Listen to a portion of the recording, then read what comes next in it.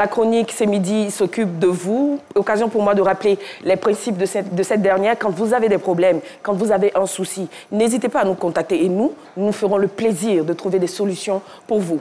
Nous demeurons donc dans la belle ville de Dimbokro, dans un quartier précisément appelé La Cité. À la base, c'est un quartier qui a été construit pour les employés de l'usine Utexi par le passé. Malheureusement, cette usine ferme il y a plus de 20 ans. Et cela plonge bien évidemment le quartier dans le désarroi total, dans la pauvreté. Nous avons ressorti 2 cas. Un cas d'une personne, d'un jeune, donc qui entreprend mais qui peine à trouver des marchés, et des dames qui se sont mises en association, donc de ce quartier, qui sont mises en association pour vendre de la tiéké, mais qui peinent aussi à transformer le manioc, tout simplement. À la caméra, il y avait Abou Keïta et au montage, Djabi Djessej. Suivons cet élément. Hello guys, vous l'avez remarqué, nous sommes toujours à Dimbokro et aujourd'hui je suis en compagnie d'Eric Kofi, habitant du quartier de La Cité de l'ancienne usine Utexi. Il nous parle de la condition des jeunes et surtout de son entreprise qui peine à décoller faute de marché. Écoutons-le. Je suis dans le domaine du grand nettoyage. Je fais de l'entretien fin chantier, nettoyage des appartements. Je fais de l'entretien de fauteuils et moquettes. Je vous fais appel ce matin parce que je rencontre quelques difficultés.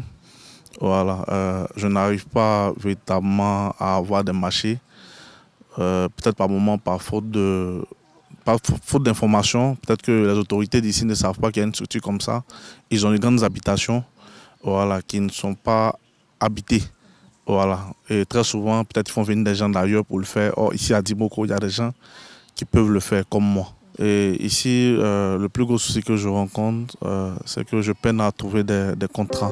C'est midi s'occupe de vous est bien à Dimbokro et nous avons une solution pour lui. Étant proche de la jeunesse et voyant le cas de la jeunesse de la commune de Dimbokro, nous voudrons rassurer par votre biais M. Eric Kofi pour son premier contrat dans notre groupe. Et donc, nous sommes ouverts pour qu'il vienne signer le contrat avec nous pour la propriété et l'entretien de nos différents sites. Si nous avons pris les jeunes en compte, nous n'avons pas l'intention de laisser passer les moments. Écoutons cette association de femmes de cette cité, vendeuses d'atiéké. Elles nous parlent de leurs conditions difficiles.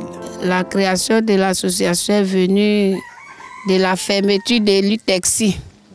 Donc vraiment, la pauvreté a commencé à se vivre même dans notre quartier parce que tout le monde est parti, rien ne marchait.